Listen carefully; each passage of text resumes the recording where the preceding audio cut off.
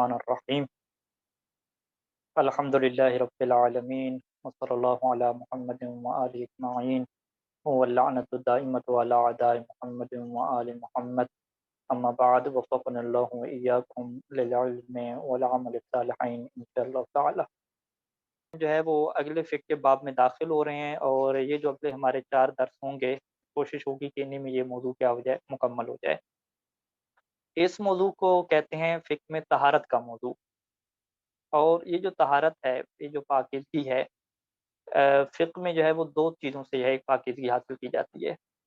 ایک کو جو ہے وہ تعبیر کیا جاتا ہے الطہارۃ من الخبث، اور ایک کو تعبیر کیا جاتا ہے الطہارۃ من الحدث۔ یعنی 2 لفظ آپ کے پاس جو ہے وہ ہونے چاہیے جن کو آپ نے کیسے سمجھنا ہے۔ ایک لفظ خبث ہے اور ایک لفظ کیا ہے، حدث ہے۔ خبث اور حدث میں کیا فرق ہے؟ خبث کو کہا جاتا ہے کہ جو مادی نجاست ہے، مادی نجاست جیسے ہم اپنی آنکھوں سے دیکھ سکتے ہیں، جیسے خون ہے، جیسے پیشاب ہے، جیسے پاخانہ ہے، تو اس سے ہم خبث کہیں گے۔ جب آپ ایک جسم خون سے نجس ہو گیا ہے، پیشاب سے نجس ہو گیا ہے، جب آپ اسے پاک کریں گے تو اسے کیا کہا جائے گا، الطہارۃ من الخبث، کہ آپ نے خبث سے کیا ہے، طہارت حاصل کی ہے۔ خبث کیا ہو گیا، مادی نجاست ہوگی۔ حدث کیسے کہتے ہیں؟ حدث کہتے ہیں روحانی اور معنوی نجاست، اور اس کو بھی پاک کرنے کا طریقہ موجود ہے۔ یعنی فرض کریں کہ اگر ہم وضو کی حالت میں نہیں ہیں تو ہماری جو روح ہے وہ نجس ہے، وہ اس حالت میں نہیں ہے کہ ہم جو ہے وہ نماز پڑھ سکیں یا قرآن مجید کو ہاتھ لگا سکیں۔ تو اس کے لیے خاص طریقہ فقہ میں بیان کیا گیا کہ اگر آپ اس طریقے سے کام کریں گے، یعنی اس طریقے سے آپ اپنا چہرہ دھوئیں گے، اپنے بازو دھوئیں گے، سر کے اوپر مسح کر لیں گے، پاؤں کے اوپر مسح کر لیں گے، تو اس سے کیا ہوگا کہ وہ جو آپ کے روح کے اندر ایک حدث ہے، یعنی ایک معنوی نجاست ہے، وہ ختم ہو جائے گی۔ یا آپ فرض کریں تیمم کریں گے کہ ایک جو مٹی ہے اس کے اوپر ہاتھ مار کے وہ اپنی پیشانی کے اوپر ماریں گے اور اپنے ہاتھوں کے اوپر مار لیں گے، تو اس سے آپ کی جو روح ہے وہ اس کے اندر پاکیزگی آ جائے گی۔ ظاہری بات ہے اس چیز کو ہم میڈیکلی اور دنیا کی سائنس سے نہیں سمجھ سکتے، یہ ایک روح کا جو ہے وہ سسٹم ہے، اور روح کی ایک حالت ہے کہ جو اس طرح چہرے کو دھونے سے، اس طرح چہرے کے اوپر مٹی ملنے سے وہ روح پاک ہو جاتی ہے۔ اب اس کے اندر وہ ایسی چینجنگ اور تبدیلی آ جاتی ہے کہ انسان جو ہے وہ نماز پڑھ سکتا ہے، انسان جو ہے وہ قرآن مجید کو ہاتھ لگا سکتا ہے۔ تو یہ امام زمانہ عجل الفرج الشریف نے فی الحال تشریف لائیں گے تو ہم ان سے اس چیز کا راز پوچھیں گے۔ فی الحال جو ہے وہ روایات میں اس چیز کو بیان نہیں کیا گیا۔ تو بہرحال ہمارے سامنے 2 چیزیں آ گئی نجاست کی، یعنی اگر ہم یہ کہیں کہ نجاست کی 2 قسمیں ہیں تو یہ بھی درست ہے کہ ایک خبث ہے اور ایک کیا ہے، حدث ہے۔ خبث کو ہم اگر ہم سمجھنا چاہیں تو ہم یہ کہہ سکتے ہیں کہ ہارڈ ویئر اور سافٹ ویئر، جس طرح ہارڈ ویئر اور سافٹ ویئر کا ہم فرق پڑھتے ہیں کمپیوٹر میں، یہی فرق یہاں پہ ہوگا کہ خبث کیا ہارڈ ویئر ہے کہ جس کو ہم آنکھوں سے دیکھ سکتے ہیں اور چھو سکتے ہیں، جبکہ جو حدث کیا ہے وہ سافٹ ویئر ہے، اندرونی نجاست ہے کہ جس کو ہم دیکھ بھی نہیں سکتے، کوئی میڈیکل تجربے کے ذریعے سے اسے ہم چیک بھی نہیں کر سکتے، بس وہ ایک سافٹ ویئر ہے کہ جس کو ہم ایک اعتبار کریں گے، ایک قانونی چیز ہو جائے گی۔ اب جو ہے وہ طہارت کی 2 قسمیں ہوگی کہ ایک دفعہ ہم نے خبث یعنی نجاست جو مادی ہے، جو ہارڈ ویئر کی شکل میں ہے، اس سے ہم نے دور کرنا ہے، اور دوسری کیا ہے، معنوی نجاست ہے، اس سے ہم نے دور کرنا ہے۔ تو ہمارا جو موضوع گفتگو کا وہ 2 حصوں میں کیا بٹ گیا۔ پہلی چیز میں ہم نے یہ دیکھنا ہے کہ کون سی چیزیں ایسی ہیں کہ جو خبث ہیں، اور ان چیزوں سے کون سی چیزیں متاثر ہوتی ہیں، نجس ہو جاتی ہیں، اور ان کو طہارت اور پاک کرنے کے کیا قوانین جو ہے وہ شریعت نے ہمیں دیے ہیں۔ دوسری کیٹیگری میں ہم نے یہ سمجھنا ہے کہ انسان کی روح اور جو معنوی کیفیت ہے اس کے اندر کون سی نجاست کی حالتیں آتی ہیں، اور پھر ان حالتوں کو ختم کرنے کے لیے طہارت کے جو طریقے ہیں، وضو، تیمم اور غسل، اس کے کون سے طریقے ہیں، یہ کیا ہے، دوسری کیٹیگری آتی ہے۔ اچھا، یہ ایک نقطہ واضح ہو گیا۔ اس کے بعد دوسرا ایک نقطہ یہ ہے کہ یہ جو نجاست ہے یہ کیا چیز ہے؟ نجاست کے بارے میں فقہا کا یہ کہنا ہے کہ یہ ایک امر اعتباری ہے، ٹھیک ہے، یہ ایک اصطلاح ہے، یہ ہم اگر سمجھ لیں گے تو بہت سارے جو ہمارے سوالات ہیں وہ اس کی وجہ سے ختم ہو جاتے ہیں۔ امر اعتباری مقابلے میں استعمال ہوتا ہے امر حقیقی کے، کہ یہ کوئی حقیقی چیز نہیں ہے بلکہ اعتباری چیز ہے۔ اعتباری کو ہم قانونی بھی کہتے ہیں، کہ ایک چیز کیا ہوتی ہے، قانونی ہوتی ہے، کہ اس طرح سے قانون دیا گیا ہے۔ یعنی فرض کریں کہ پیشاب، پاخانہ اور جو خون ہے یہ نجس ہیں، اس کے لیے جو لفظ نجس ہے یہ روایات میں استعمال نہیں کیا گیا۔ یعنی آپ اگر وسائل الشیعہ میں جائیں اور ابواب النجاسات، نجاسات کے چیپٹر کھولیں تو اوپر ہیڈنگ نجاسات کی ہوگی، لیکن کسی ایک روایت میں جو نیچے لکھی جاتی ہیں آپ کو پیشاب کے لیے، پاخانہ کے لیے لفظ نجس جو ہے وہ حدیث میں قول معصوم میں استعمال ہوتا ہوا نظر نہیں آئے گا۔ تو یہ ایک فقہا نے اصطلاح بنائی ہے بہت ساری چیزوں کو جمع کر کے۔ پیشاب پاخانہ کے بارے میں، خون کے بارے میں اہل بیت علیہ السلام کیسے تعبیر کرتے تھے؟ وہ یہ کہتے تھے کہ اس کو اگر تمہارے بدن کے اوپر لگ جائے تو اغسل مرتين، 2 دفعہ تم کیا دھو لیا کرو، ٹھیک ہے جی۔ کپڑے کے اوپر لگ جائے تو اغسل مرتين، 2 دفعہ کیا تم دھو لیا کرو۔ تو وہاں پہ یہی طریقہ ہے کہ 2 دفعہ دھونا ہے، 1 دفعہ دھونا ہے، 3 دفعہ دھونا ہے، یہ تعبیرات استعمال ہوئی ہیں کہ تم نماز نہ پڑھو جب تک کہ اپنے کپڑے کو دھو نہ لو۔ تو اب فقہا نے ساری احادیث کو جمع کیا اور ایسی چیزیں جمع کی کہ جس میں اہل بیت علیہ السلام نے یہ حکم دیا ہے کہ نماز نہیں پڑھنی جب تک اس چیز کو 1 دفعہ یا 2 دفعہ نہیں دھو لینا۔ تو ان ساری چیزوں کو جمع کرنے کے بعد وہ 10 چیزیں ان کے سامنے آئیں، تو انہوں نے کیا 10 چیزیں کیا ہیڈنگ بنا لیں۔ یعنی یہ جو ہم فقہ میں پڑھتے ہیں یا پڑھیں گے کہ نجاسات ہمارے پاس 10 ہیں، یعنی جو خبث کی اقسام ہیں وہ ہمارے پاس 10 ہیں، تو ایسا نہیں ہے کہ یہ ایک حدیث میں باقاعدہ طور پہ بیان کر دی گئی ہوں، نہیں، یہ مختلف احادیث میں ہے، فقہا نے ان کو جمع کیا ہے۔ اور پھر ایسا بھی نہیں ہے کہ ان کے لیے لفظ نجس کا استعمال کیا گیا، ہاں کتا اور سور کے لیے لفظ نجس استعمال کیا گیا، مردار کے لیے لفظ نجس استعمال کیا گیا، کافر اور مشرک کے لیے لفظ نجس یا نجس استعمال کیا گیا، لیکن پیشاب پاخانہ اور خون وغیرہ کے لیے لفظ نجس کا استعمال نہیں ہوا۔ یہ ایک فقہی اصطلاح ہے، ایک قانونی اصطلاح ہے۔ یعنی ایک قانون یہ بنا دیا گیا کہ اگر انسان کا وہ پیشاب ہے تو وہ ہم نجس شمار کریں گے، یعنی کیا مطلب، اس کے اندر ہم نماز نہیں پڑھیں گے، اسے 1 یا 2 دفعہ ہمیں دھونا پڑے گا۔ لیکن اگر یہی پیشاب کیا ہے حلال جانور کا ہے، ایک بکرے کا ہے یا بکری کا یا گائے کا پیشاب ہے، تو وہ نجس شمار نہیں ہوگا، لیکن اس سے ہمارے کپڑے پاک نہیں ہوں گے۔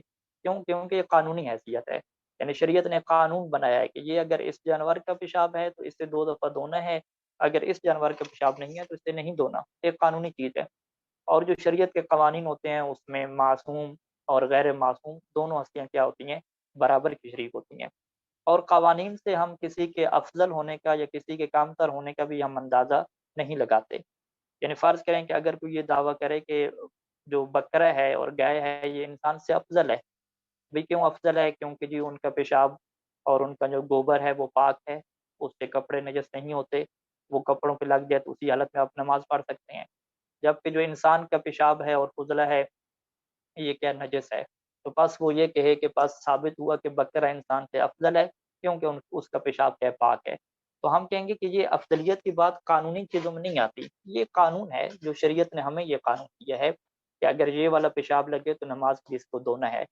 یہ جو لفظ نجس ہم نے استعمال کیا ہے یہ کوئی حقیقی چیز نہیں ہے کہ ہم کہیں کہ حقیقی طور پہ اس کے اندر کوئی قباحت پیدا ہو چکی ہے، کوئی ایسی چیز پیدا ہو چکی ہے کہ یہ چیز قابل نفرت ہے اور اس سے انسان جو ہے وہ گھٹیا بن جاتا ہے اور انسان کی جو فضیلت اور جو انسان کا شرف ہے وہ ختم ہو جاتا ہے کیونکہ یہ بہت ہی گھٹیا قسم کی چیز ہے۔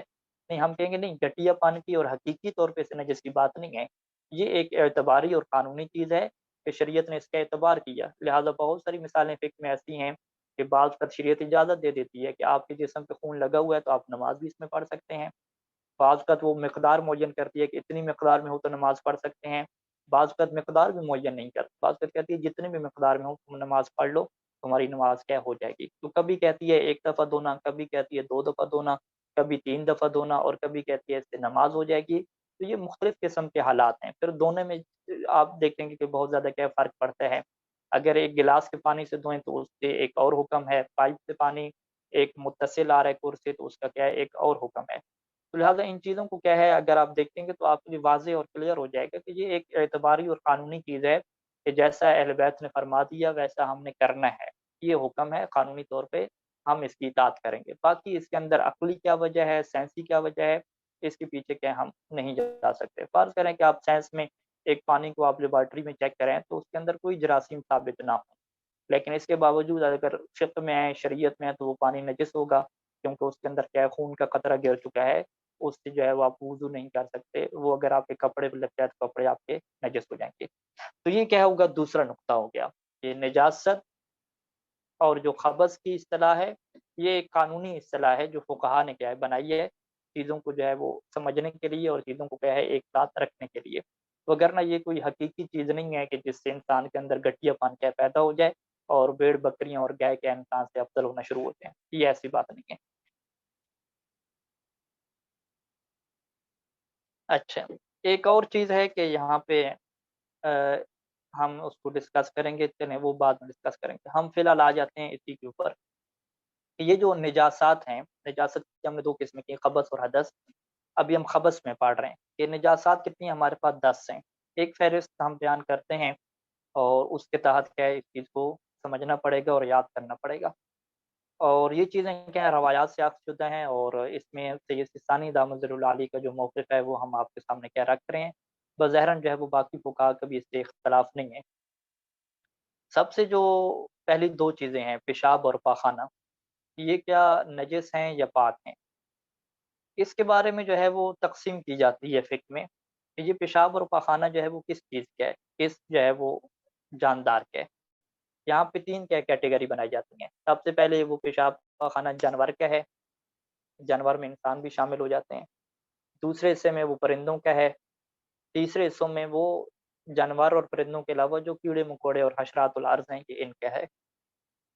अगर आप तरतीब में यूँ चलें कि परिंदों के पेशाब पाख़ाना के बारे में क्या हुक्म है? उस बारे में इमाम अलैहिस्सलाम ने ये कानून दिया था कि मा यतीर, कि जो भी चीज़ उड़ती है, जो भी परिंदा है, चाहे वो हलाल गोश्त है, चाहे वो हराम गोश्त है, उसका जो फ़ुज़ला होता है, जिसे अरबी में खुर कहते हैं, उसमें ला बाअसा, उसमें कोई हरज नहीं है। अगर वो इंसान के जिस्म पे हो, तो उससे नमाज़ हो जाती है। अब फ़ुक़हा ने यहाँ से क्या निकाला कि लिहाज़ा जो परिंदे हैं, उनका जो फ़ुज़ला है वो पाक है। ठीक है जी। तो सबसे पहली चीज़ हम ये कहेंगे कि पेशाब और पाख़ाना में हमने 3 कैटेगरी बनाई, जानवर, परिंदे और हशरातुल अर्ज़। सेंटर से हम शुरू कर रहे हैं कि परिंदे की जो भी किस्म हो, चाहे वो हलाल जानवर हो, जैसे कबूतर है, जैसे मुर्गी है, इसका जो फ़ुज़ला है वो पाक है। अगर वो इंसान के जिस्म पे लगा हुआ है, तो वो पाक है, उससे नमाज़ हो जाएगी। और अगर वो हराम जानवर है, जैसे कौवा है, जैसे तोता है, तो उसका भी क्या है फ़ुज़ला पाक है। वो भी अगर जिस्म पे लगा है, तो वो जिस्म क्या इंसान का नजिस नहीं होता।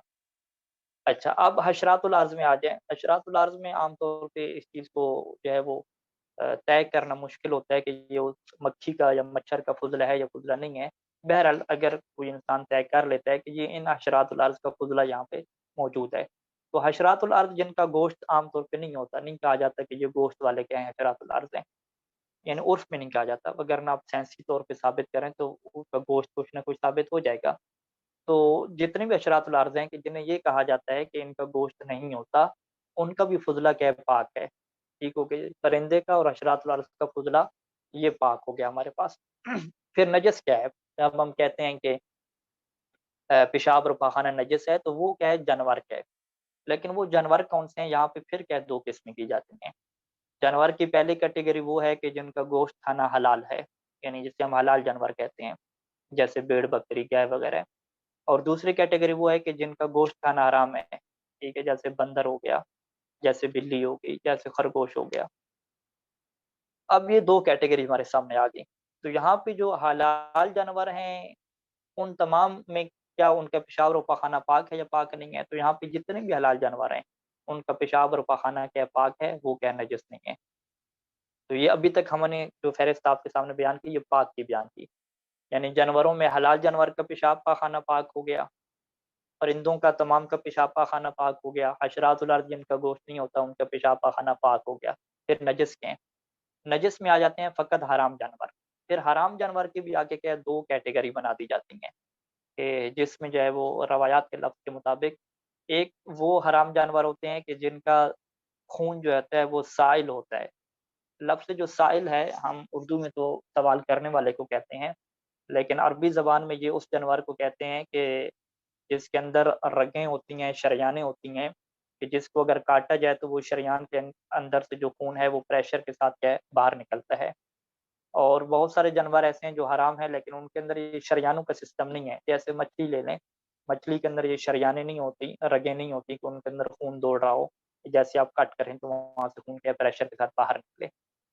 تو حرام جانور کی دو کیٹیگری بنا دی کہ پہلی کیٹیگری وہ ہے کہ جن کا خون سائل ہوتا ہے، اس کے لیے جو فارسی میں تعبیر استعمال کرتے ہیں خون جہندہ کی تعبیر استعمال کرتے ہیں۔ اب اردو میں لفظ یہی ہوگا یا یہ نہیں ہوگا مجھے نہیں معلوم۔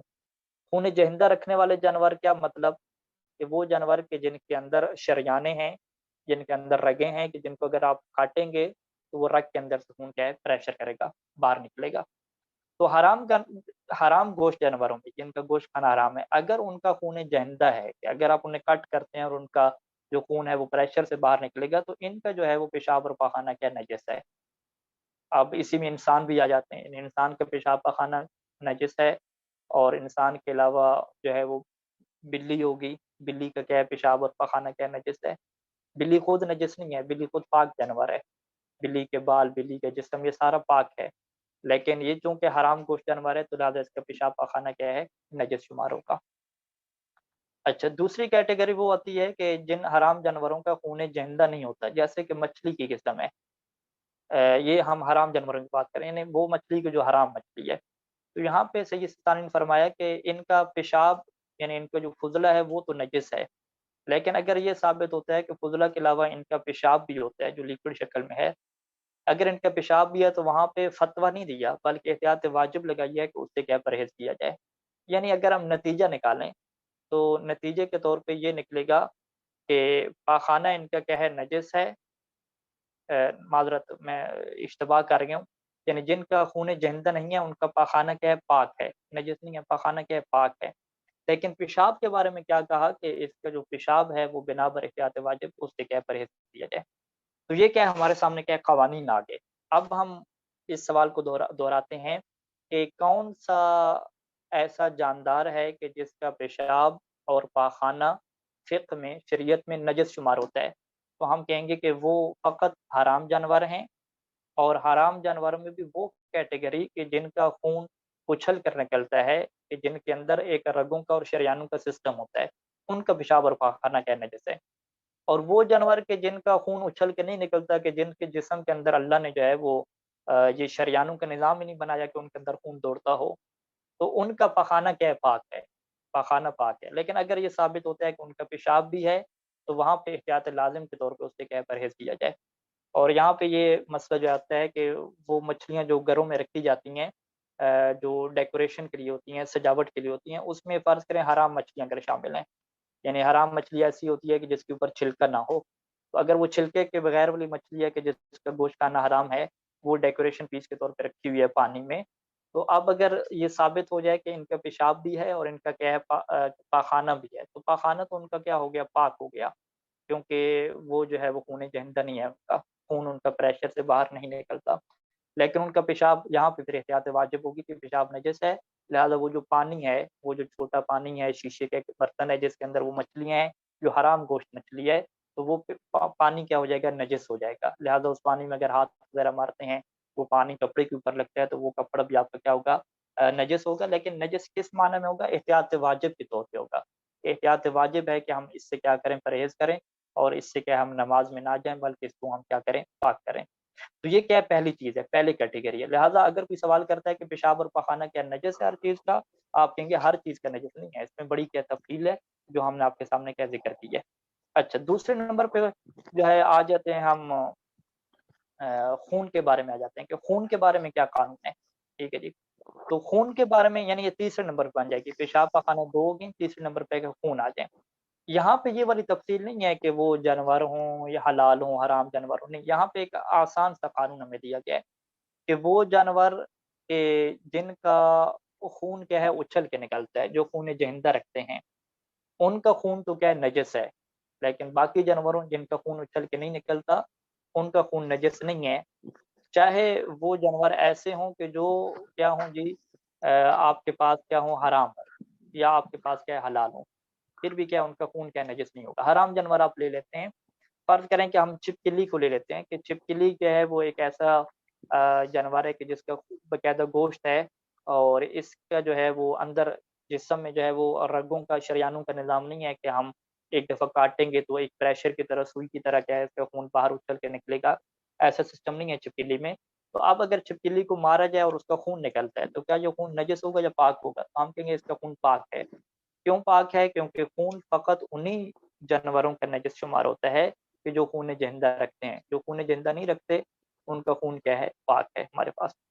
اچھا یہاں پہ ایک اور مسئلہ یہ پیش آتا ہے کہ جو خون ایسا ہو کہ جو جانور کا ہو ہی نہیں.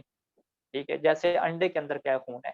مرغی کے انڈے کے اندر جو خون ہے یہ کسی جانور کا نہیں ہے، یہ انڈے کا اپنا کیا اندر بنا ہوا خون ہے. تو یہ خون کیا ہے؟ تمام فقہا کے مطابق پاک ہے. ٹھیک ہے، پاک ہے. لیکن پاک اور حلال میں کیا ہوتا ہے؟ فرق ہوتا ہے.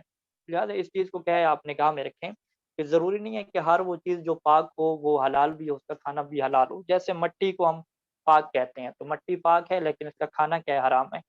ٹھیک ہے، یعنی ایک دفعہ لائیو پروگرام میں یہ ہوا کہ کسی بندے نے یہ کہا کہ آیت اللہ سید سیستانی نے جو ہے وہ جو چرس ہے، چرس جو نشے کے لیے استعمال کرتے ہیں، اس کو جی حلال کہا ہے. تو ہم نے کہا کہ یہ کیسے انہوں نے حلال کہہ دیا؟ حلال تو نہیں ہے.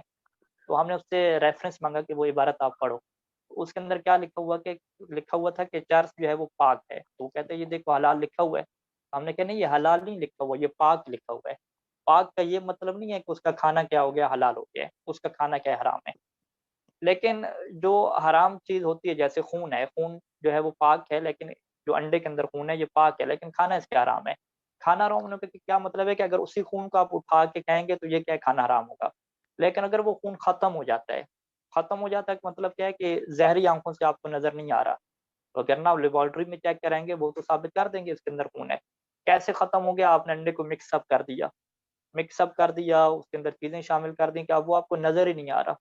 ٹھیک ہے، نہ اس کو نظر آ رہا ہے، نہ آپ کو ذائقے میں محسوس ہو رہا ہے، کچھ بھی نہیں نظر آ رہا ہے. تو صحیح آپ کو یقین ہے اس کے اندر ہے لیکن نظر نہیں آ رہا. جب وہ اسے نظر نہیں آ رہا تو اسے فقہ میں کیا کہتے ہیں؟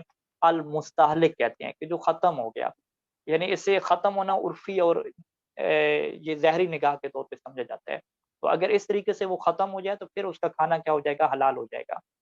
یعنی جیسے مٹی کیا ہے؟ مٹی حرام ہے.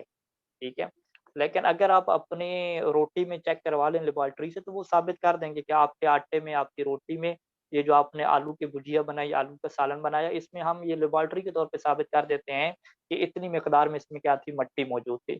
تو آپ پھر سر پکڑ کے بیٹھ جائیں گے کہ مٹی کو تو جو ہے وہ ایسے حرام کہا گیا ہے جیسے لحم الخنزیر، سور کا گوشت حرام ہوتا ہے. تو ہم نے اس کا مطلب ہے کہ حرام چیزیں کھاتے رہے. تو اس طرح تو یعنی زندگی سے بچنا ممکن ہی نہیں ہے کہ ڈسٹ ہے پانی میں، آپ جو ہے وہ چیک کروا لیں لیبارٹری میں جا کے، کوئی نہ کوئی مٹی کے ذریعے وہ آپ کو ثابت کر دیں گے. لہٰذا یہاں پہ فقہا نے یہ کہا کہ یہ چیزیں حرام نہیں ہوتی جو آپ کو ظاہری آنکھ سے نظر نہیں آتی. معیار جو ہے وہ ظاہری آنکھ ہے. لہٰذا اگر مٹی آپ کے پانی میں مکس ہو گئی ہے، سالن میں مکس ہو گئی ہے، آٹے میں مکس ہو گئی ہے، ڈسٹ کی شکل میں ہے، اگر وہ آپ کو نظر نہیں آ رہی اور فیل نہیں ہو رہی تو وہ اس کا کھانا کیا ہے؟ حلال ہے، وہ چیز حرام نہیں ہوگی. تو انڈے کے خون کے بارے میں یہی کیا ہے قانون ہوگا، اگر اسے مکس اپ کر دیا جائے تو وہ کیا ہے؟ حلال ہو جائے گا. ٹھیک ہو گیا جی. اچھا ایک اور یہاں پہ چیز بحث کی جاتی ہے کہ جو بکرا بکری ہے کیا اس کا خون نجس ہے یا اس کا خون پاک ہے؟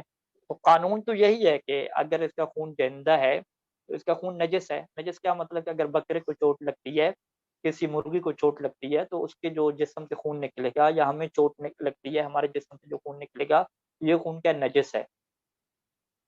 تو پھر یہ جو حیوانوں کو ذبح کرتے ہیں جو گوشت میں خون ہوتا ہے، اس کا کیا حکم ہے؟ تو یہاں پہ دو کیٹیگری ہمارے پاس کی جاتی ہیں کہ جب آپ ذبح کرتے ہیں تو ذبح کرتے وقت جو خون اس کی گردن سے نکل جاتا ہے باہر، جتنی آپ عادی طور پہ جو ہوتا ہے کہ آپ جانور کو رکھیں گے اس کا خون کیا باہر نکلے گا، تو یہ حیوان کے حلال ہونے کی بھی شرط ہے کہ حیوان کو جب ذبح کریں تو اس کو چھوڑ دیں تاکہ اس کا خون کیا باہر نکل جائے. تو جتنا خون اس کا باہر نکلتا ہے وہ خون اس کا نجس شمار ہوتا ہے. باقی جو اس کے اندر خون رہ گیا جو گوشت کے ساتھ ہے، جو کلیجی میں فرض کریں ہے، وہ سارے کا سارا خون کیا شمار ہوتا ہے؟ پاک شمار ہوتا ہے. پاک شمار ہوتا ہے لیکن اس کو خون کی حالت میں، اسی کنڈیشن میں اگر اسے ختم نہیں کیا جاتا، اسی حالت میں اس کا کھانا کیا رہتا ہے؟ حرام رہتا ہے لیکن پاک ہوتا ہے. تو لیکن اگر وہ جانور زندہ ہے تو زندہ صورت میں تو اس کو جو بھی چوٹ لگے گی، جو خون اس کا نکلے گا، وہ کیا شمار ہوگا؟ نجس شمار ہوگا. ٹھیک ہو گیا جی، یہ قانون ہمارے سامنے آ گیا. چوتھا ہم کیا ہے چلتے ہیں آگے. اچھا اسی میں ایک اور مسئلہ بھی ڈسکس کیا جاتا ہے کہ یہاں پہ آپ کو 100% اس چیز کے خون ہونے کا یقین ہونا چاہیے. اگر یہاں پہ شک والی صورتحال ہے تو شک والی صورتحال میں شریعت جو ہے وہ کسی چیز کو نجس شمار نہیں کرتی. اور اس کی فقہا یہ مثالیں دیتے تھے کہ اگر آپ کے جو ہے وہ چہرے پہ کوئی زخم نہیں، کوئی دانہ سا ہے، اس کو آپ نے کیا ہے اپنے ہاتھ کے ذریعے سے جو ہے وہ اس کو خراب کیا، اس کے ساتھ کھیلنے لگ گئے، جسم پہ کوئی خارش وغیرہ کی، تو پیلے رنگ کا کیا کوئی مادہ سا نکلا۔ اب یہ جو پیلے رنگ کا مادہ سا نکلا ہے کہ جسے عربی میں قح کہتے ہیں اور اردو میں غالباً اسے پیپ کہتے ہیں، کہ یہ جو پیپ کی ٹائپ کوئی چیز نکلی ہے، یہ کنفرم نہیں ہے کہ یہ خون ہے یا خون نہیں ہے۔ تو اگر آپ کو یقین 100% نہیں ہے، 100% نہیں ہے، 90% ہو، 80-90% اس کی کوئی فکر نہیں کرنی۔ جب تک اس کے 100% خون ہونے کا یقین نہ ہو تو وہ کیا ہے پاک شمار ہوگا، نجس شمار نہیں ہوگا۔ چاہے آپ کو 90% ایسا لگ رہا ہے کہ ہو سکتا ہے یہ خون ہو، لیکن پھر بھی کیا ہے وہ خون شمار نہیں ہوگا۔ لہٰذا اگر ایک انسان نے اپنے دانتوں کو خراب کیا اپنے جسم کے اوپر اور وہاں سے خون نکلتا ہے جس سے 100% انسان کو ثابت ہوگا کہ یہ خون ہے، تو وہ نجس شمار ہوگا۔ باقی کیا ہے وہ نجس شمار نہیں ہوگا، جس کے بارے میں شک ہے اور جس کا جو کلر ہے وہ خون کی طرح کا کیا کلر نہیں ہے۔ 3 چیزیں ہمارے پاس ہوگی۔ چوتھی اور جو 5ویں چیز ہے، چوتھی چیز جو ہے وہ منی ہے۔ منی میں بھی یہی معیار ہے جو خون کا معیار دیا ہے، کہ خون کا معیار کیا ہے کہ ہر وہ جانور جس کا خون جہندہ ہے، اس کا جو ہے وہ خون بھی نجس ہے، اور اسی طریقے سے جو خون جہندہ رکھنے والا ہے اس کی منی بھی کیا نجس ہے۔ اگرچہ جو حلال جانور ہیں اس میں احتیاط واجب لگائی ہے، لیکن نتیجہ ایک ہی نکلتا ہے کہ اس کی منی کیا ہے نجس ہے۔ اور مردار میں آ جائیں، مردار یعنی وہ جانور کے جیسے شرعی طریقے سے ذبح نہیں کیا، وہ ایسے ہی کیا ہے مر گیا، بیمار تھا مر گیا، اس کے بارے میں کیا حکم ہے؟ اس کے بارے میں بھی یہی قانون ہے کہ اگر اس کا جو ہے وہ خون جہندہ ہے تو اس کا مردار نجس ہے، اگر خون جہندہ نہیں ہے تو اس کا مردار کیا نجس نہیں ہے۔ یعنی 3 چیزیں ہمارے پاس فقہ میں ایسی ہیں کہ جن کا معیار یہی خون جہندہ چل رہا ہے۔ پہلی چیز خون، دوسری چیز منی، تیسری چیز مردار۔ تینوں کے نجس ہونے کا قانون ہمارے پاس کیا ہے کہ اگر جانور کا خون جہندہ ہے تو اس کا مردار کیا ہوگا نجس ہوگا۔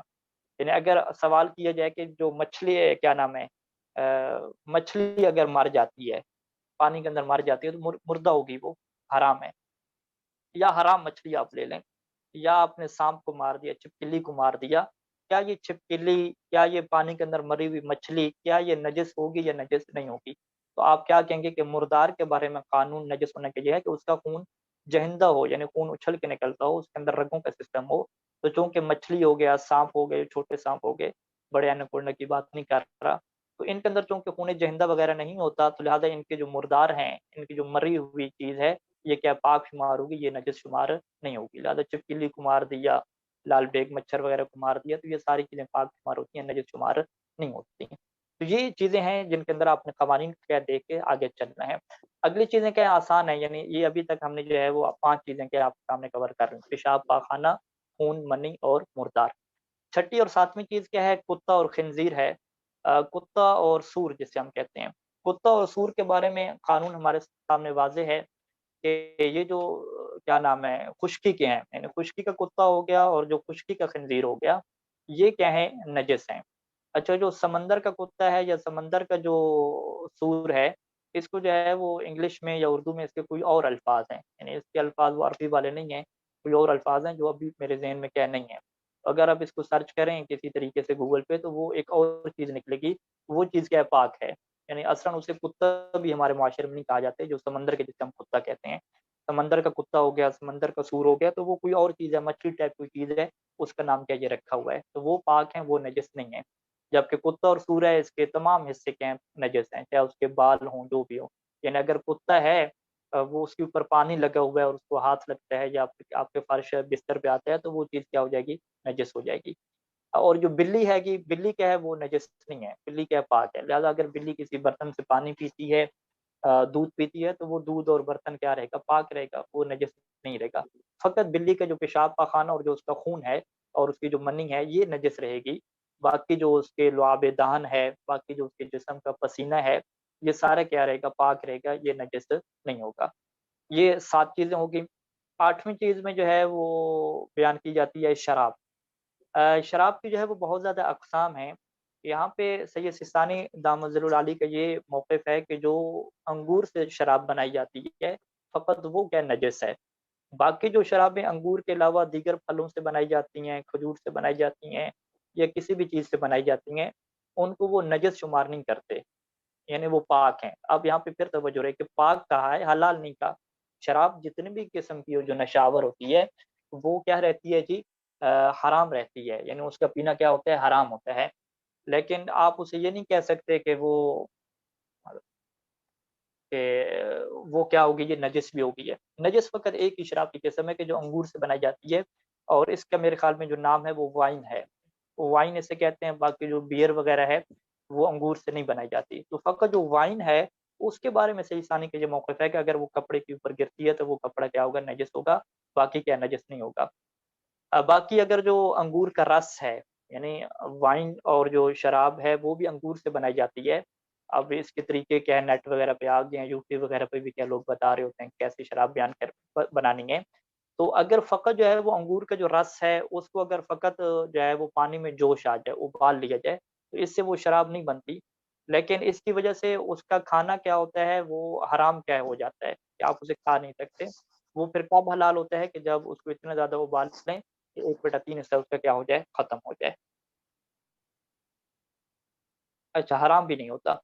سید سیستانی کے مطابق جو انگور کا رس ہے اگر اسے ابالا جائے تو وہ نجس بھی نہیں ہوتا اور حرام بھی نہیں ہوتا۔ حرام کب ہوتا ہے کہ جب وہ نشے آور بن جائے گا، جب اس کے اندر نشے کی کیفیت بن جائے گی کہ آپ اسے پئیں گے تو نشہ دے گا، پھر وہ حرام ہوگا۔ تو لہٰذا اگر کھانے وغیرہ میں انگور وغیرہ ڈالتے ہیں، کشمش ڈالتے ہیں، تو وہ ابل بھی جائے تو چونکہ اس کے نشے ہونے کا یقین نہیں ہوتا، تو لہٰذا وہ کھانا بھی نجس نہیں ہوگا اور وہ کیا رہے گا، پاک رہے گا۔ ایک اور چیز کا یہاں پہ ذکر کیا کہ جو جو سے کیا ہے بنایا جاتا ہے، تو جو سے جو چیز بنائی جاتی ہے وہ دو طرح کی ہے۔ ایک آب جو ہوتا ہے، آب جو ہے وہ عام طور پہ جو ڈاکٹر حضرات ہیں وہ ان لوگوں کو کہتے ہیں کہ جن کے معدے میں زیادہ ہیٹ ہوتی ہے، ٹھنڈے پانی ٹھنڈے کے لیے انہیں کہتے ہیں کہ آپ ہے آب جو کا استعمال کریں۔ تو یہ آب جو کیا پاک ہے اور حلال ہے۔ لیکن ایک آب جو کی وہ قسم ہے کہ جس سے نشہ آتا ہے انسان کو، جس آب جو سے نشہ آتا ہے اس میں سید سیستانی نے احتیاط لازم لگائی ہے کہ اس کے ساتھ بھی کیا ہے، نجس والا معاملہ کیا جائے۔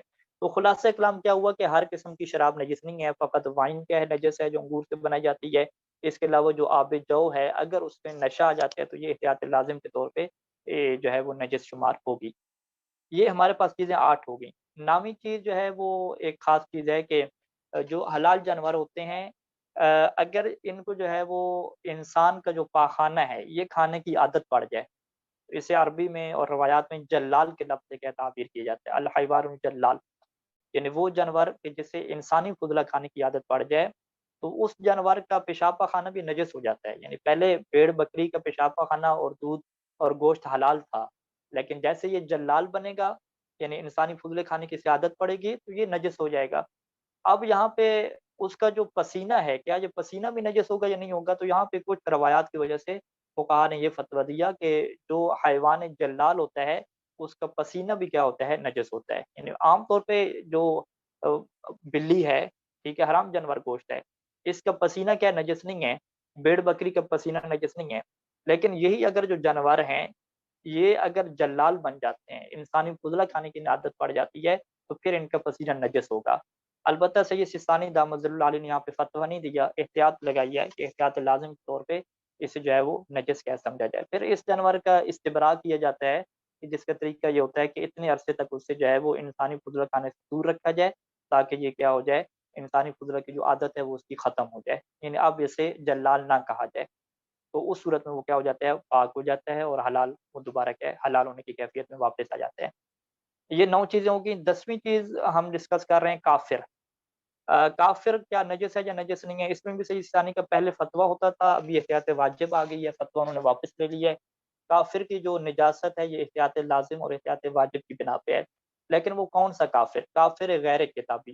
جو کافر کتابی ہے، کافر کتابی سے مراد مسلمانوں کے علاوہ، مسلمانوں کے فرقے بھی کچھ کافر ہو جاتے ہیں غالی نصیری بن کے، ان کے علاوہ وہ کافر شمار ہوتے ہیں کافر کتابی کے علاوہ کہ کیا نام ہے، کافر کتابی سے مراد یہ ہوتے ہیں کہ جو انجیل وغیرہ ہے، انجیل بائبل، ان کو کیا ماننے والے ہیں، کہ جن کو ہم آسان زبان میں کیا کہہ سکتے ہیں، یہودی ہو گئے، یہودی ہو گئے، کرسچن ہو گئے اور مجوسی ہو گئے۔ یہ ایسے کافر ہیں کہ جو کتابوں کو مانتے ہیں، آسمانی کتابوں کو مانتے ہیں قرآن مجید کے علاوہ۔ تو یہ کافر کیا ہیں، کافر کتابی ہیں۔ اگرچہ جو ہے وہ یہ مشرک ہیں، یعنی شرک بھی یہ لوگ کرتے ہیں، لیکن اس کے باوجود کیا ہے، چند ایک روایات کی وجہ سے خصوصی طور پہ انہیں جو ہے وہ پاک شمار کیا گیا ہے، یعنی ان کے ہاتھ اور بدن وغیرہ کے پاک ہیں، وہ کیا نجس نہیں ہے۔ لیکن جو غیر کتابی ہیں جیسے ہندو ہو گئے اور جیسے کمیونسٹ ہو گئے جو بالکل ہی اللہ کو نہیں مانتے، تو یہ کیا ہو جائیں گے، یہ نجس ہو جائیں گے۔ تو بس خلاصہ کلام کیا ہوا کہ 10 چیزیں جو ہیں وہ ہم نے آپ کے سامنے رکھی ہیں، اور ان کی شرائط بھی کیا آپ کے سامنے رکھی ہیں کہ جس کو کیا ہے خبث میں کیا ہے شمار کیا جاتا ہے۔ سب سے پہلے جو ہے وہ پیشاب پاخانہ ہو گئے، دوسرے نمبر پہ خون، تیسرے نمبر پہ خون، چوتھے نمبر پہ کیا ہے منی، اور پانچویں نمبر پہ کیا ہے مردار ہو گیا۔ پھر جو ہے وہ آ جائیں کتا اور سور میں، یہ 7 ہو گئے ہیں، اور اس کے علاوہ آپ شراب میں آ جائیں تو یہ 8 ہو گئے ہیں، اور انسانی فضلہ کھانے والے جو جانور ہو گئے یہ 9 ہو گئے، اور 10ویں نمبر پہ کیا ہو گئے کافر غیر کتابی ہو گئے۔ کافر غیر کتابی میں جو مین بحث آتی ہے کہ کافر کسے کہتے ہیں اور کفر کا معیار کیا ہے، یہ ایک الگ معیار ہے جس کو فقہ میں کیا طے کیا جاتا ہے۔ انشاءاللہ اس کو ہم اگلے درس میں کیا اس چیز کو ڈسکس کریں گے، اور یہ ایک اہم بحث ہے کہ ہمارے یہاں کسی کے کافر بننے کا معیار کیا ہے اور کسی کی تکفیر جو ہے وہ کیسے ہوتی ہے۔ تو اس کو ہم ایک الگ چیپٹر میں رکھتے ہیں، اور سید ثانی کا جو موقف ہے اور ہمارے فقہا کا جو موقف ہے کہ کسی بندے کے کفر کا معیار کیا ہوگا، اس کی تکفیر کیسے ہوگی، اور اسی میں قسم آئے گی کہ غالی، خوارج، مسیری اور ناسبی لوگ، یہ ان کی نجاست اور ان کے کفر کی کیا تعریف ہے، اور کس طرح سے جو ہے وہ ان کو ہم واضح کریں گے کہ یہ کافر ہیں اور یہ کافر نہیں ہے۔ تھوڑی سی تفصیلی بحث ہے تو ابھی کیونکہ بات لمبی ہو گئی ہے، جو ہے وہ آپ توجہ نہیں رکھ پائیں گے، اور میں تو چلو بیان کر دوں گا، تو کل انشاءاللہ فریش موقع پہ کیا اس چیز کو ہم کیا کریں گے بیان کریں گے۔ وصلی اللہ علی محمد و آلہ اجمعین۔ خدا مند کریم کی دعا ہے کہ خدا ہمیں علم اور عمل صالحین دونوں کا نصیب کرے۔ اسی درس کے متعلق کسی کا کوئی سوال ہو تو وہ خدمت میں رکھ سکتے ہیں انشاءاللہ۔ ہاں انشاءاللہ 5-10 منٹ ہیں ہمارے پاس۔ آغا آپ نے جو یہ بتایا تھا کہ وہ جو خون نظر جیسے انڈے میں جیسے خون جو نظر نہیں آتا، اس کے لیے آپ نے کیا استعمال کیا تھا لفظ؟ مستہلک، ہلاک ہو جانا، ختم ہو جانا۔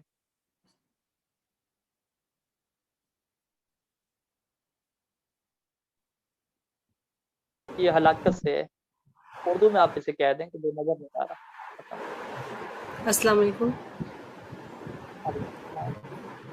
جی آغا صاحب، میرا سوال ہے کہ اب یہ کہا جا رہا ہے کہ بلی کے بال اگر آپ کے کپڑوں پہ لگے ہوئے تو نماز نہیں ہوتی، تو اس کے بارے میں کیا حکم ہے؟ جو بلی کے بال پاک ہیں، لیکن ہمارے پاس بہت ساری روایات ہیں کہ جو حرام جانور جو خصوصاً چیرنے پھاڑنے والے ہوتے ہیں پرندے کا، ان کے اگر اجزاء انسان کے جسم پہ لگے ہوں تو اس سے نماز نہیں ہوتی۔ اس لیے سے فقہا نے فتویٰ دیا ہے کہ بلی کے بال کیونکہ حرام جانور کے اجزاء ہیں، اگرچہ یہ پاک ہیں، لیکن نماز میں ایک خاص حکم کیا ہے کہ اگر حرام جانوروں کے پاس ہی بھی لگے ہوئے ہیں تو ان سے نماز نہیں ہوتی۔ اس لیے سے نماز جی شکریہ۔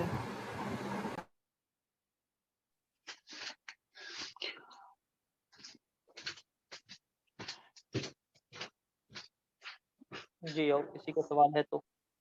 اگر ایک چیز کی وضاحت کرے، جو حرام گوشت جانور ہے ان کا پسینہ تو پاکی ہے، اور جی سیکنڈ چیز یہ کہ جو کافر غیر کتابی ہیں اس میں جیسے ہمارے ہندوستان اور پاکستان کے اندر ہمارے کے کچھ علماء جو ہیں وہ ہندوؤں کے بھی اس چیز کا مقدمہ چل رہا ہے کہ ان کو بھی شامل کیا جائے اس کے اندر، کہ وہ بھی ایک کتابی کافر کے اندر شامل کیا جائے۔ تو علماء نجف و قوم کے اندر بھی اس ٹائپ کی چیزیں ہیں، کیونکہ جس طریقے سے ہم پارسیوں کو زرتش کو ہم لے کے آتے ہیں، تو اور اس کے علاوہ جو اور دوسرے مذاہب کے لوگ ہیں جو کہ امید کری جاتی ہے کہ ان کے اوپر بھی کوئی نہ کوئی کتابی ہوگی، ان کا جو بیسک نظریہ وہ توحید پر ہے جیسے ہندوؤں کا ہے، تو ان کے اندر بھی اس ٹائپ کی علماء ہیں جو کہ اس نظریے کے تھوڑے اس طرف ہو رہے ہوں، اس طرح کے تھوڑے قائل ہوں۔ دیکھیں، کچھ وہ کہا مل جاتے ہیں کہ جو کافروں کو جو ہے وہ تمام کائنڈ جتنی بھی قسمیں ہیں تمام کافروں کو وہ پاک کہتے ہیں، لیکن وہ ایسے مشہور فقہا نہیں ہیں کہ جن کی طرف ہم رجوع کر سکیں اور ہماری مشکل کا یہ آسان ہو سکے۔ یعنی ہندوستان میں ہمارے بہت سارے مومنین ہیں، وہ ایک بہت بڑی مشکل یہی ہے کہ وہ اکٹھا رہتے ہیں، اکٹھا پڑھتے ہیں۔ اب ان سے جو ہے وہ گیلے ہاتھ ان کو نہ ملانا، اپنے برتن وغیرہ جسم کو نجاست سے بچانا ایک بہت بڑی کیا مشکل ہے۔ لیکن جو ہے وہ ہمارے فقہا میں جو مشہور فقہا ہیں، جس طرح مراج اعظم ایران کے ہمارے سامنے ہیں، عراق کے آپ کے سامنے ہیں، جن کے آپ نام سنتے رہتے ہیں، ان میں سے کوئی ایک بھی ایسا نہیں ہے کہ جو یہ کہتا ہو کہ یہ کافر کے ہیں، پاک ہیں، اور آپ ان کے ساتھ کیا پاکیزگی والا معاملہ کریں گے۔ ہاں کچھ لوگ جو شاد و نادر قسم کے ہوتے ہیں کہ جن کو فرض کریں کہ کوئی فقیہ بننے میں بھی اشکال ہوتا ہے، کوئی کہتے ہیں فقیہ ہے کوئی فقیہ نہیں ہے، ان کے مقالہ جات وغیرہ تحقیقیں وغیرہ سامنے آ جاتی ہیں بعض کا دیکھنے میں، کہ اس میں وہ کہتے ہیں کہ جی یہ تمام کافر جو ہیں یہ ظاہری طور پہ کیا پاک ہیں، فقط ان کی جو روحانی اور معنویت ہے یہ کیا نجس ہے۔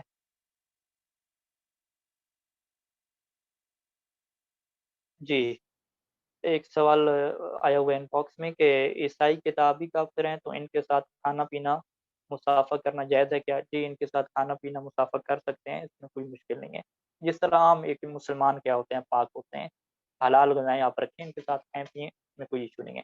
تو یہ ہمارے یہاں مشکل حل ہو جاتی ہے پاکستان میں خصوصاً، کہ وہاں پہ جو گھروں میں کام اور صفائی کے لیے جو کرسچن فیملی کے لوگ ہوتے ہیں وہ یہ کام کرتے ہیں، تو وہ اب پاک ہیں وہ لوگ، ان میں کیا ہے کوئی ایشو نہیں رہتا. وہ برتن آپ کے استعمال کریں، کچھ بھی استعمال کریں، اس میں کوئی پرابلم نہیں رہتے. اگر یہ اچھا آغا صاحب، اصطلاح کیا تھا، یہ دوبارہ ایک دفعہ بتا دیں گے یا لکھ کے ہمیں دے دیں گے گروپ میں؟ کیا چیز؟ جو اصطلاحات ہم نے یوز کیے ہیں ابھی، مطلب لکھتے میں کچھ غلطی نہ ہوئی ہو تو اس کو مطلب دیکھنے کے لیے. اصطلاح شروع والی جو حدث اور خبث ہے، یہ میں لکھ کے بھیج دوں گا گروپ میں انشاءاللہ. اچھا آغا صاحب، جیسے کہ اگر کوئی باہر کے ممالک میں رہتا ہے اور اس کو یہ بات نہیں معلوم ہو کہ پتہ نہیں جو شخص ہمارے ساتھ مطلب بیٹھا ہوا ہے یا جو بھی سلسلہ، وہ پتہ نہیں عیسائی ہے، ہندو ہے، یا کوئی سلسلہ، لیکن کیونکہ آپ کو پتہ ہے یہاں پر ہوتے زیادہ تر غیر مسلم ہیں، تو ان کے بارے میں پھر کیا حکم ہے؟ ہمیں کیا کرنا چاہیے؟ ہاں، شک والی صورتحال میں اگر آپ کو شک میں صورت ہے، پتہ نہیں چل رہا کہ یہ مسلمان ہے، ہندو ہے، کتابی ہے، غیر کتابی ہے، تو شک والی صورت کا قانون تو یہی ہے کہ وہ پاک ہونے چاہیے. آپ اس سے نجس نہیں کہہ سکتے، قانون یہی ہے. لیکن میں مزید بھی اس کو دیکھوں گا کہ اگر کوئی بات واضح طور پہ صراحت میں مل جاتی ہے. جی، جیسے کہ آغا صاحب، وہ اگر کوئی چیز کھانے وغیرہ کے لیے دے دیں، مطلب یا نیبرز بھی ہوتے ہیں نا، کچھ اگر دینے کے لیے آ جائیں، کوئی کیک وغیرہ یا کوئی چیز، تو وہ بھی ہم کھا سکتے ہیں یا نہیں کھا سکتے؟ کیونکہ ہمیں ان یعنی کا سوال معلوم آپ تو کا، نہیں ہے نا. جی جی سوال واضح ہے. سوال واضح ہے کہ اوکے. ہمیں ایک بندے کے بارے میں کنفرم نہیں ہے کہ یہ کیا کافر بھی ہے یا کافر نہیں ہے. پھر اب جب وہ کافر ہے تو کیا یہ کتابی ہے، اہل کتاب ہے، کرسچن ہے، یہودی ہے یا غیر یہودی ہے، یہ کنفرم نہیں ہو پا رہا. شک والی صورت حال ہے. تو شک والی صورت میں حال میں جب آپ کو کسی کے نجس اور پاک ہونے کا شک ہوگا تو قانون ہمارا یہی ہے کہ آپ اسے کیا ہے نجس شمار نہیں کریں گے، پاک شمار کریں گے. یہ قانون کے مطابق میں نے آپ کو جواب دے دیا. لیکن مزید اس کے اوپر تاکید کے طور پہ میں ایک کا حوالہ بھی ڈھونڈتا ہوں کہ باقاعدہ یہ چیز کیا لکھی ہوئی مل جائے کہ ہم اس سے ایک مزید کیا یقین کی منزل تک جا سکتے ہیں. انشاءاللہ میں اس کو جی گروپ میں کیا شیئر بھی کر دوں گا اگر جی پتہ آغا، چلتا ہے. ایک اور سوال ہے. آپ نے کہا کہ اگر جو انڈے کے اندر جو خون ہوتا ہے وہ اگر ہم مکس کریں تو وہ حل ہو. اگر صاحب وہ تو ہوتا ہی اتنا کم ہے، اگر ہم اس کو مکس کریں وہ تو ویسے ہی حل ہو جاتا ہے، تو ہاں، پھر اس کے یعنی بارے جب دیکھیں بعض اوقات انڈے کو ایسے ہی پکا دیتے ہیں جو زردی کے اندر خون ہے. یعنی ہم کیا کہتے ہیں اس میں ایک دفعہ آپ انڈا پکاتے ہیں فل فرائی والا. اگر فل فرائی والا نہیں پکا رہے، بس اسے آپ ایسی فرائی پان کے اوپر ڈال کے اسی کو تھوڑا سی ہیٹ اپ کر کے لے آتے ہیں، تو وہ تو زردی کے اندر آپ کو واضح طور پہ نظر آ رہا ہوگا. اس صورت میں اگر کوئی بندہ اسی کا لقمہ لگا کے جو اس کو نظر آ رہا ہے زردی کے اندر وہ کھانا چاہے تو یہ پھر اس کے لیے حرام ہوگا. لیکن عام طور پہ ایسا نہیں ہوتا کہ وہ جب کھانا بھی چاہے گا تو اس کو اچھے طریقے سے مکس کر دے گا. فرض کریں تو یعنی مکس کر کے اسے ختم کرنا کیا ضروری ہے، ختم کر کے جب آپ کھا لیتے ہیں تو پھر اس میں ایشو نہیں ہوتا. اوکے. اچھا، ایک سوال ہے کہ سلام کا جواب دے سکتے ہیں؟ عیسائیوں کو سنا ہے کہ پورے جواب نہیں دینا چاہیے. یہ سلام کا جواب دینے میں کوئی ایشو نہیں ہے اس میں. تو اس میں میں مزید سید ثانی کا موقف دیکھ کے بتاتا ہوں.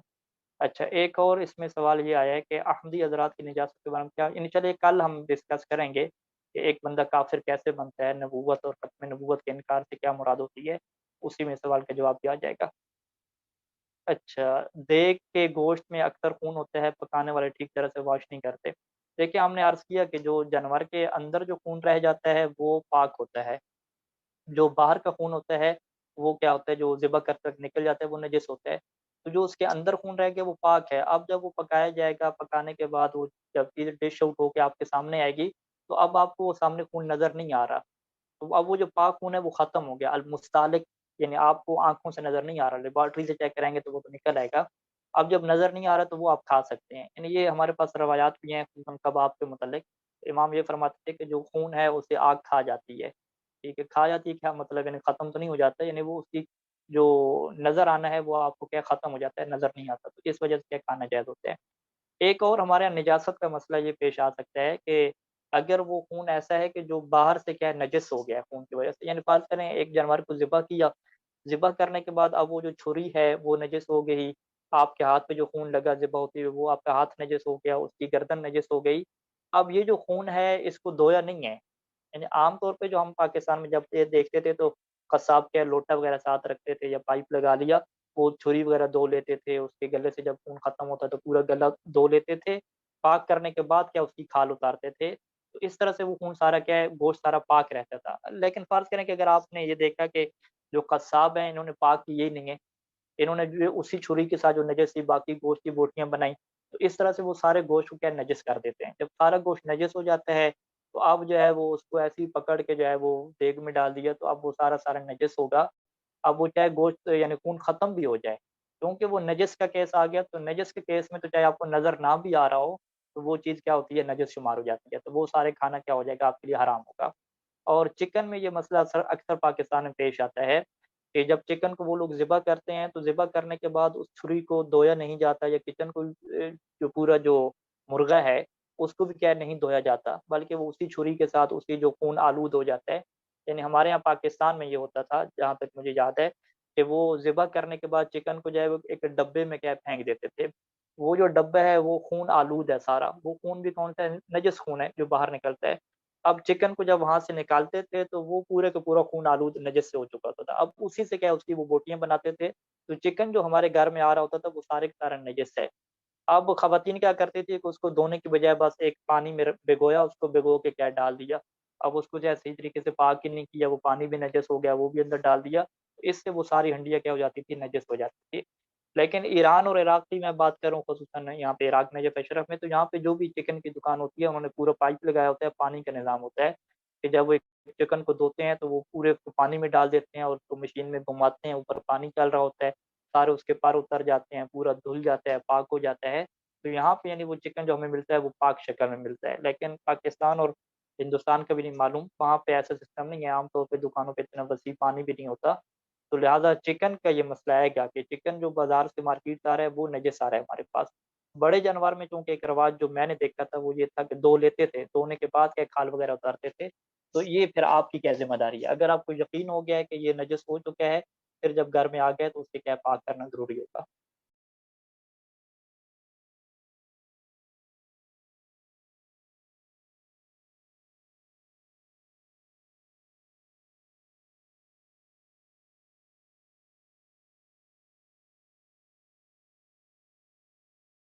اچھا جی، سب سے پہلا سوال کہ حدث اور خبث میں کوئی انسان فرق بتایا آپ میں سے کہ حدث اور خبث میں کیا فرق ہے؟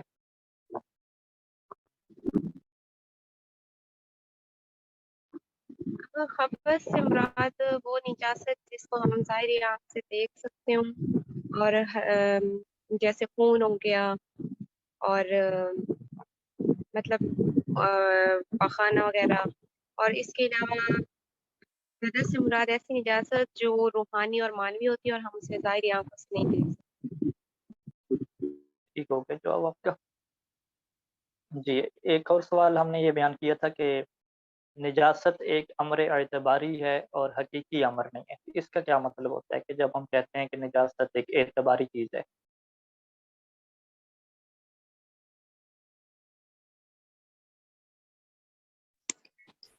السلام علیکم۔ وعلیکم السلام ورحمۃ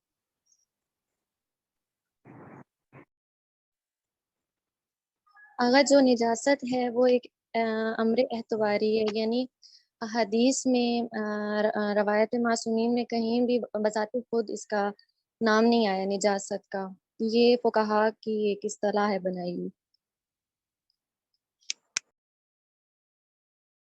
جی، کوئی اور اس سے بیان کرے مزید کھول کے؟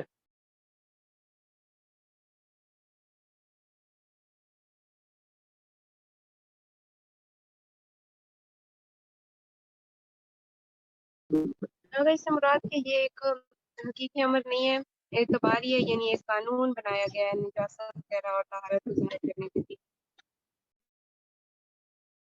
اعتباری ہے یعنی قانونی چیز ہے، یعنی حقیقت میں کوئی اس طرح ہم کہہ دیں کہ کوئی گندی چیز ہے یا جس کے اندر انسان کی جو ہے وہ فضیلت کم ہو جاتی ہو، ایسی بات نہیں ہے، بلکہ قانون ہے کہ آپ نے اس کو ایک دفعہ دھونا ہے، 2 دفعہ دھونا ہے، اگر یہ جسم پہ لگ گئی ہے تو اس سے آپ نے نماز کی حالت میں نہیں جانا، یہ قانونی چیز ہے اور اس قانون میں سب لوگ جو ہے وہ برابر ہوتے ہیں۔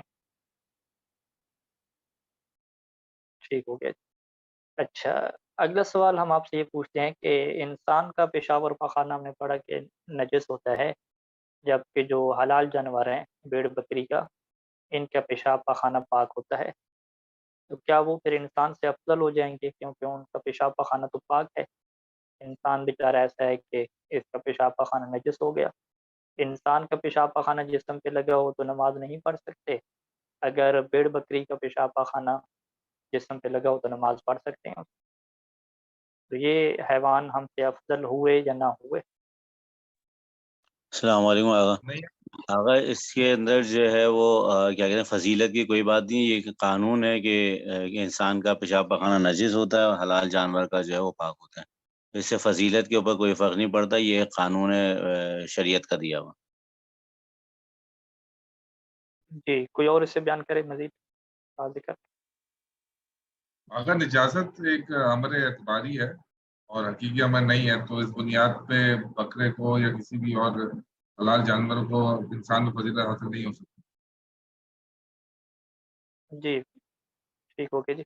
یعنی اگر ہم یوں کہتے ہیں کہ یہ واقعاً کوئی نجاست ہے کہ حقیقی طور پہ چیز نجس بن جاتی ہے اور ایک گٹیا پن اس کے اندر آ جاتا ہے، پھر تو ہم یہ کہہ سکتے تھے کہ بکرے اور جو حلال جانور ہیں وہ انسان سے افضل ہو گئے ہیں کیونکہ یہ حقیقی طور پہ ایک چیز نجس ہے۔ لیکن ہم نے کہا کہ نہیں، اس کی کوئی حقیقت نہیں ہے کہ حقیقت میں یہ چیز خراب ہو یا نجس ہو، بلکہ یہ اہل بیت علیہ السلام کے قانون بنایا ہوا ہے کہ اس میں نماز پڑھنی ہے اور اس میں نماز نہیں پڑھنی، لہٰذا قانون کے تبدیل ہونے سے کوئی افضل یا کوئی مفضول نہیں بن جاتا۔ وہ چیز اگر خراب ہو گٹیا طور پہ، وہ چیز اگر گٹیا ہو تو اس سے انسان کیا بنتا ہے، مفضول یعنی چھوٹا بن جاتا ہے، اور کوئی اگر کسی کے پاس وہ اعلیٰ چیز ہے تو وہ کیا بڑا بن جاتا ہے۔ ٹھیک ہو گئی اس کے جواب آتے ہیں۔ اچھا، ایک اور سوال ہم آپ کے سامنے رکھنا چاہیں گے کہ خون، مردار اور پیشاب، اس میں ہم کوئی کہہ سکتے ہیں کہ ایک ہی جانور ہو اور اس کے یہ تینوں چیزیں کیا ہیں، نجس ہوں اور معیار ایک ہی ہو، تینوں کے مشترکہ معیار ہوتے ہیں، خون، مردار اور پیشاب کا۔ کیا آپ کہیں کہ اگر یہ چیز ہوگی نا تو اس کا خون بھی نجس ہوگا، مردار بھی نجس ہوگا اور پیشاب بھی کیا نجس ہو جائے گا؟ آغا اگر وہ خون جہندہ رکھتا ہوگا تو اس کا خون، مردار اور پیشاب تینوں چیزیں نجس ہوں گی۔ بس فقط یہی معیار ہے، خون جہندہ رکھتا ہوگا، جو کچھ اور بھی ساتھ ایڈ کریں گے؟ اور حرام بھی ہوگا، حرام گوشت۔ ہاں، حرام گوشت بھی ہوگا، یہ دو معیار اکٹھے رکھیں گے، یعنی آپ کہیں گے یہ دو معیار اگر اکٹھے ہوں کہ وہ جانور حرام ہو اور ساتھ کیا خون جہندہ رکھتا ہو، تو پھر تو اس کا مردار، پیشاب، پاخانہ، ایون جو ہے وہ منی، یہ ساری چیزیں کیا اس کی نجس ہو جائیں گی۔ اچھا، حلال جانور میں جو ہے وہ ٹھیک ہے، چلیں یہ چیزیں واضح ہیں سب کے لیے، آپ لوگوں نے ڈسکس کر لی ہیں، ہم کیا آگے شفٹ کریں گے۔